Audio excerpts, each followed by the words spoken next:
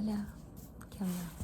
Bueno, vamos a seguir leyendo. Mira lo que me queda. Bueno, vamos a continuar con el soft spoken como habíamos dicho. Quiero decir algo que es, amo este libro. Creo que ya lo dije, pero lo dije en whisper. Oh, perdón por el ruido de afuera. Hoy supuestamente está más tranquilo porque es domingo, pero de todos modos hay ruido de calle. Este libro me lo regalaron hace 10 años aproximadamente. Cuando lo empecé a leer me aburrí al toque.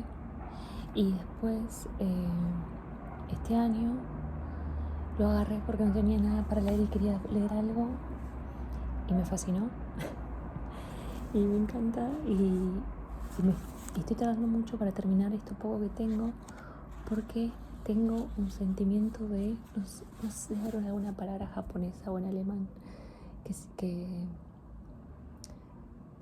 signifique como un FOMO de libro, el no pertenecer ya más al libro. Ay, no sé si es como un FOMO, pero you know what I mean. Como, ¿qué voy a hacer cuando no tenga más el libro? Cuando termine este libro. Es como cuando ves una serie que te gusta mucho y decís, ¿qué voy a hacer cuando se termine esta serie? Bueno, en fin. Vamos por él. Está en inglés, así que 10. Thinking back on the year 1969, all that comes to mind for me is a swamp. Thinking back on the year 1969, all that comes to mind for me is a swamp. A deep, sticky bog that feels as if I'm going to suck off my shoe each time I take a step. I walk through the mud, exhausted. In front of me, behind me, I can see nothing but the endless darkness of a swamp. Time itself slogged along in rhythm with my faltering steps. The people around me had gone on ahead long before, while my time and I hung back, struggling through the mud. The world around me was on the verge of great transformations. Death had already taken Jungle Train, who was joined now by so many others. People screamed there would be revolutionary changes, which always seemed to be just ahead, at the curve in the road. But the changes that came were just two-dimensional stage sets, backdrops without substance or meaning. I trudged along through each day in its turn, rarely looking up, eyes locked on the never-ending swamp that lay before me, planting my right foot, raising my left, planting my left foot, raising my right, never sure where I was, never sure I was headed in the right direction, knowing only that I had to keep moving, one step at a time. I turned 20. Autumn gave way to winter, but in my life nothing changed in any significant way.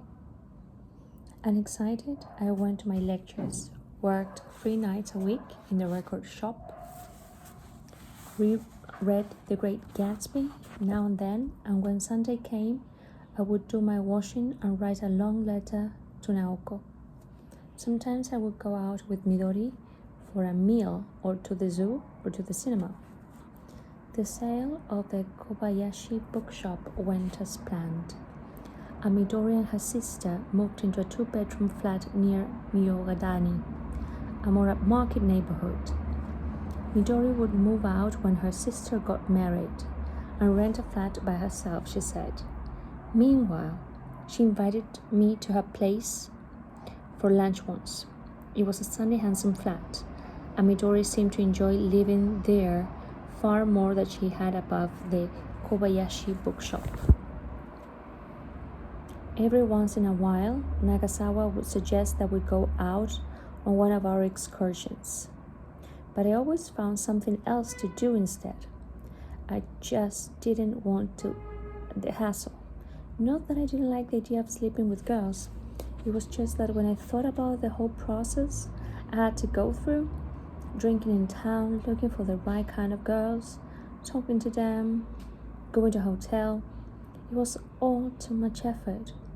I had to admire Nagasawa all the more for the way he would continue the ritual without ever getting sick and tired of it. Maybe what Hatsumi had said to me had some effect. I could make myself feel far happier, just thinking about Naoko than sleeping with some stupid, anonymous girl. The sensation of Naoko's fingers bringing me to climax in a grassy field remained vivid inside me.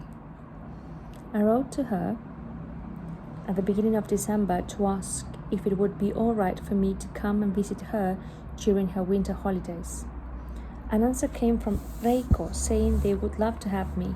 She explained that Naoko was having trouble writing and that she was answering for her. Esta Naoko. Perdón. Esta Reiko. La odio. Le quiere chorear el novio el chabón, no importa. Es una Tatiana. I was not to take this to mean that Naoko was feeling especially bad. There was no need for me to worry. These things came in waves. When the holidays came, I stuffed my things into my rucksack, put on snow boots, and set out for Kyoto. The odd doctor had been right. The winter mountains blanketed in snow were incredibly beautiful. As before, I slept 2 nights in the flat with Naoko and Reiko and spent 3 days with them doing much the same kind of things as before.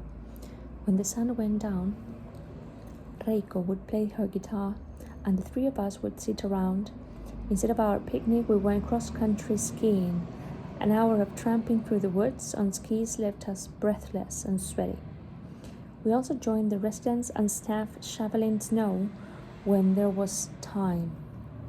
Dr. Miyata popped over to our table at dinner to explain what people's middle fingers are no longer than their index fingers, while with toes it worked the other way.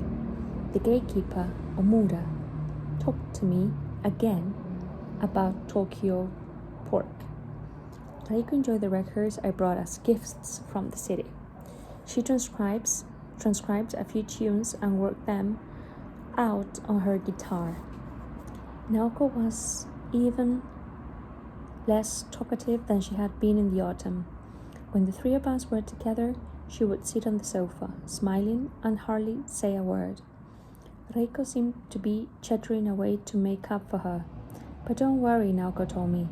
This is just one of those times. It's a lot more fun for me to listen to you two than to talk myself. Para mí esta le llenó la cabeza a la Naoko, diciéndole que no le convenía, no sé, en fin, no soporto.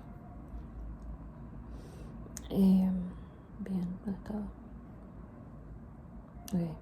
Reiko gave us all some more chores that took her out of the flat so that Naoko and I could get in bed. No, esperen, pues tiene esas cositas que decir que, bueno, bien por eso. I kissed her neck and shoulders and breasts, and she used her hands to bring me to climax as before. Afterwards, holding her close, I told her how her touch had stayed with me these 2 months, that I had thought of her and masturbated. You haven't slept with anyone else? Naoko asked. Not once, I said. All right, then. Here's something else for you to remember. Bueno, sinceramente esto ya es... No sé si YouTube lo va a censurar, pero por las dudas no sigo. De todos modos, bueno, gracias. Gracias por escuchar. Nos vemos.